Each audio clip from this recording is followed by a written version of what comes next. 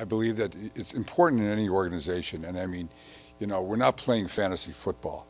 We're playing football when you make decisions, and and if you look at the great organizations, there's consistency within it. And you just don't change every time, something goes wrong or you don't win a game or something. You just don't replace everybody. And I think it's very important that I think the Miami Dolphins, I like the track they're on.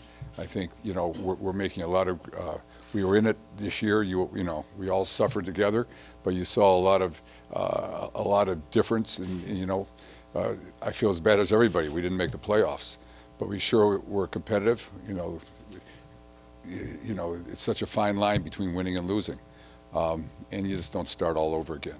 And I think with the talent and talking to people outside, and I believe, you always want to believe what you want to believe, but just talking to outsiders, we're not that far away, and you don't start all over again. And I also really have a lot of faith and confidence in Coach Philbin and his staff in the direction we're headed. So there was no reason to make wholesale changes. Steve, I have a question for you. There are only 32 of these jobs. They're highly coveted positions. And yet some people you reached out to, for whatever reason, decided not to pursue these promotions and raises. Well, how do you feel this organization is perceived within the NFL community? Well, I think, organizations are perceived by their win-loss records. And I think, you are what your record says you are. And, I think that, I think when you talk to people, people believe we have a lot of talent in our team. We're moving in the right direction.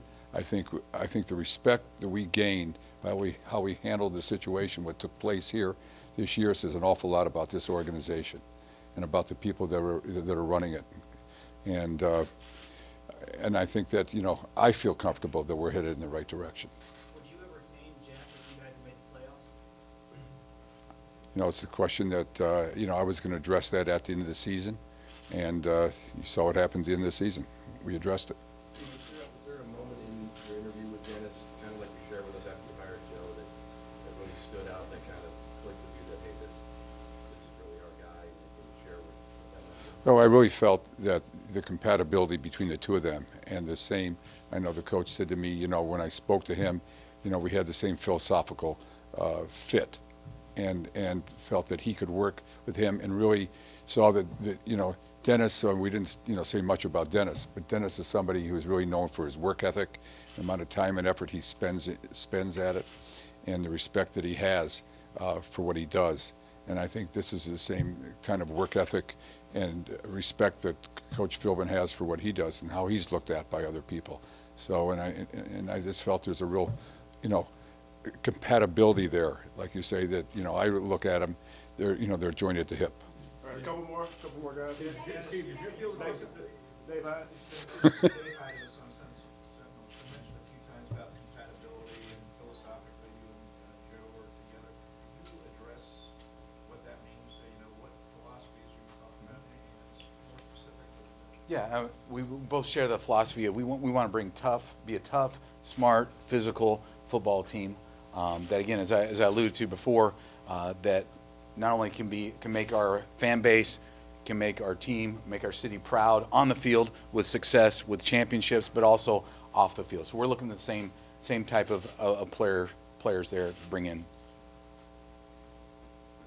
Just one last question. I just want to know if you have talked to any other players. How do you feel that has been their reaction towards your academy? I had a couple interactions, yesterday with Brian Hartline was in the office, and talked with him, and his reaction, he was positive, just welcomed me aboard. And another AJ Francis was also here, so we talked with them, and so everything's been positive. And through my first couple of days, really, I don't even know if it's been days yet, maybe 36 hours on the job. It's been a great environment in the workplace, and I see a lot of talented people that are driven and that have been successful and are just hungry to get to work and work together and collaborate to bring a winner here. Steve. Follow-up on Will's question, Mr. Ross. How extensive was the disharmony last year, and how aware of it were you? I mean, I was aware of it, and a lot was written about it, I think, and it's something you don't address in the middle of the season, and I think that was something I knew I had to address at the end of the season. We were going to try a few different ways, but I think, it was like Jeff said, and it was really a mutual parting of the ways. I have tremendous respect for him, and but it's something I think, when you want to win football games, and that's what I'm here for, is you have to be one organization with one mindset.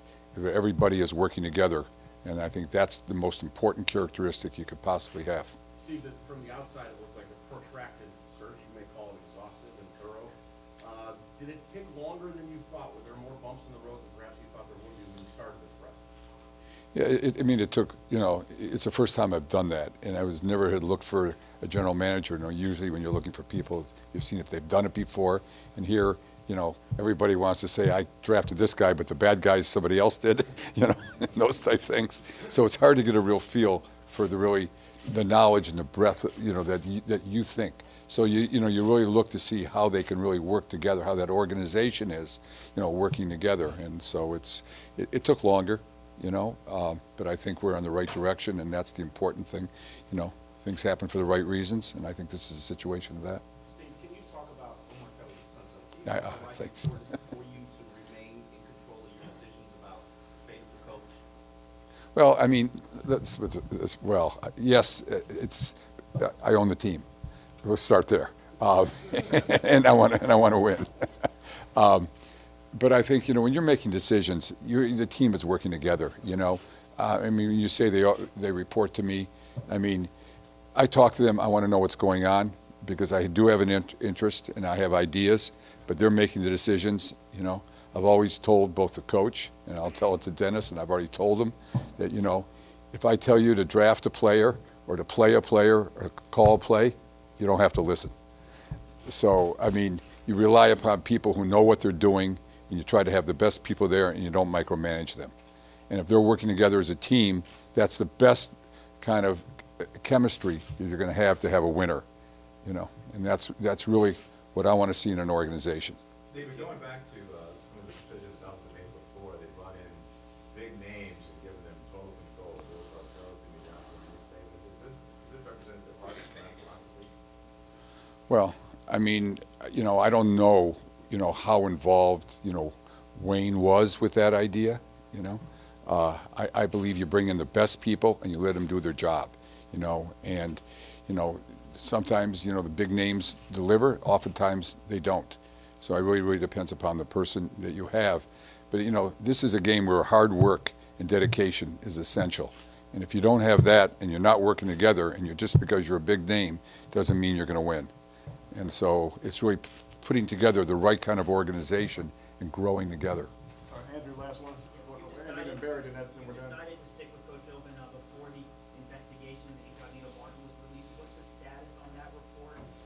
Or do you have a feeling what's in that report, considering that you moved forward your decisions without? Well, the report will be released after the Super Bowl.